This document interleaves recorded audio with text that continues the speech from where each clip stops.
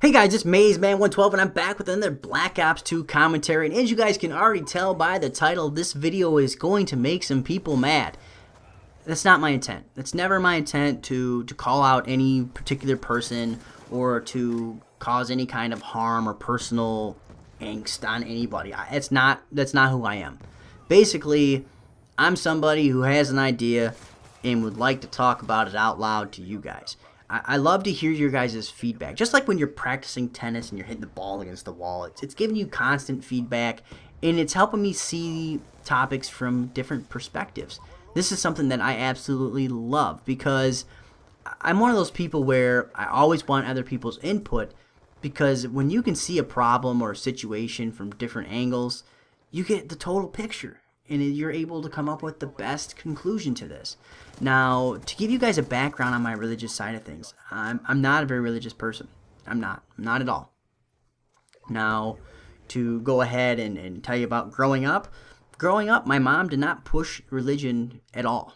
That was not an issue for her. For her, she was, my parents are divorced, so my mom was a single, kind of working at night. Raising her kids and providing food was more important at that point in time than religion. Now, with that being said, we lived pretty close to a pastor, and he used to come pick us up. And he had an El Camino, and it used to have, the seats in the back, whatever, which isn't even safe now. But he used to come pick us up. And this is when I was 5, 6, 7, right around that age range. He used to come pick us up every Sunday. Sometimes on Wednesday, we'd go to church. And this was my first real exposure to church, and it was going well because churches kind of introduce you to more little kids, and you have fun, and they always have some kind of event going on for the youth and everything like that, and it was pretty good.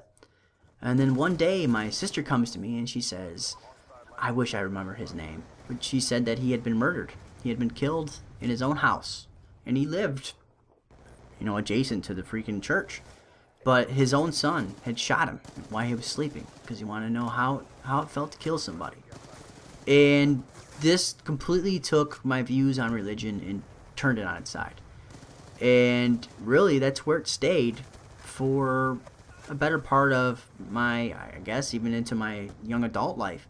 Because I didn't have any more exposure to religion. And now I went to, Easter. I'd go to, church, and stuff with the family every once in a while. Or Christmas, or, heaven forbid, funerals or weddings and stuff like that.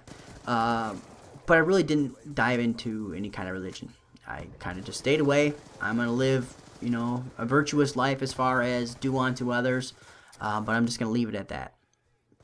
So, sophomore year of college, I kind of transferred to a Catholic college, and I have a nun. This is my first experience with a nun. I'm, my sophomore year of college, I was actually 21 years old. I'm 21, and this is my first experience with a nun. And then my first experience is her throwing an eraser at my head. She was a statistic teacher, and she didn't want anybody talking during her class. It didn't matter if you were answering the question of the girl next to you. Shut the hell up in her class, or she's going to throw shit at you. And not to say that that's a bad experience. It was just an eye-opening. It was a different experience. But when you go to a Catholic college, you're forced to take some courses on religion. Now, personally, I was not looking forward to this at all. But what happened was I wound up taking more than my required schools or classes on religion because it was very interesting. And it was really this one professor, Dungby was his name actually. He was, I want to say a reverend. I'm not good with titles when it comes to the whole kind of Catholic Church and religions and everything like that. And I know that different words have different kind of connotations. I don't mean any kind of wrongdoing by that. That's just my, I guess, negligence or my lack of education in those areas. But he preached every Sunday. But the way he taught the class, you would have never guessed that. He taught the class like a college professor with no biases and everything. He would lay everything out there on the line. You come to your own conclusions. And I fucking loved it.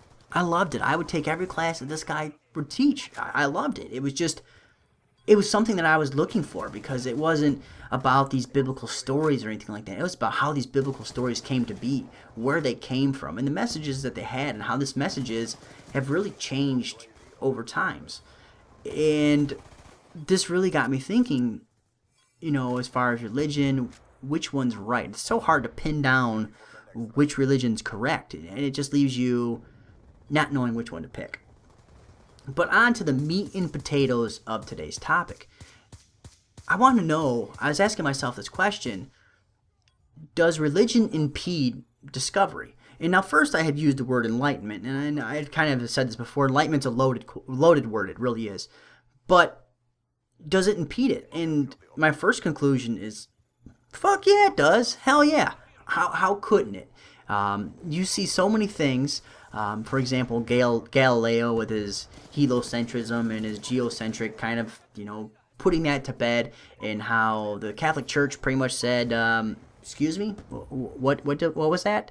And, put him to trial and everything like that. And he had to go ahead and kind of refute his statements, and, oh, I messed up in the calculations, you guys are right.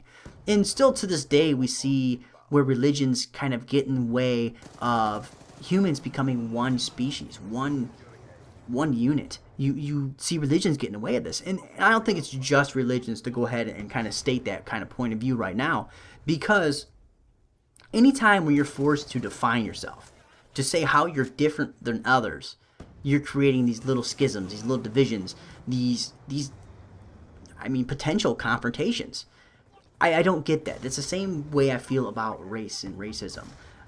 I don't think we should distinguish whether or not somebody is African American or black or Caucasian or Hispanic, Asian. You're human. It doesn't matter. The only reason why I could ever see any of that stuff mattering is for the medical side of things, for statistics, because certain races and certain cultures are highly susceptible or more likely to get certain diseases and have certain issues. I can see it on that side of things. But besides that, it shouldn't matter. It shouldn't matter. I'm human, you're human. Let's do this. Same thing with religions. I don't think it should matter. Now, I understand where some religious ideologies kind of they have confrontations, but for the most part, most religions preach the same exact information. Be a good person and good things will happen to you, whether or not it's in this life or the next life. And I feel like old thoughts, old ways of thinking, stop this. And the big thing that I guess that kind of pops into my head right now is same-sex marriage. I don't get that. I don't understand why people have the viewpoint that it's so morally wrong. Now, not to be an asshole or anything like this, but it happens in almost every species of animals out there. Why would humans be any different? It doesn't make sense. You look through history, and some of the greatest, even the greatest warrior, groups had a lot of homosexuality going on. You look at the Spartans, the samurais. It happens everywhere. It's not just one subset of people.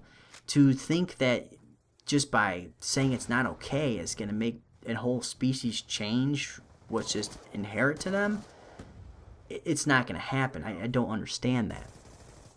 I don't understand why it should even care for you. Why is it a big deal to you? Why should you even care about what other people are doing if it doesn't affect you? Now, I find it funny that the same people who say, God created Adam and Eve, not Adam and Steve, that kind of, sayings or whatever, are the same people who will completely ignore the fact that, okay, if there was Adam and Eve, that means there's generations of incest going on before you get any kind of sustainable population group. Well, let's not even bring that part up. That doesn't make sense to me. But my big question to you guys is, I want to know your guys' thoughts. Now, this is probably, I know this is a very big kind of rant style commentary, but I'd like you guys helping me grow, if that makes sense to you guys. I'd like to hear your guys' input and to see where else I can see this from and see things that I would never really think about. Let me know what you guys think. Make sure you guys leave your opinion down in the comment section down below. Make sure you guys hit that like button, hit subscribe, and I'll see you guys later.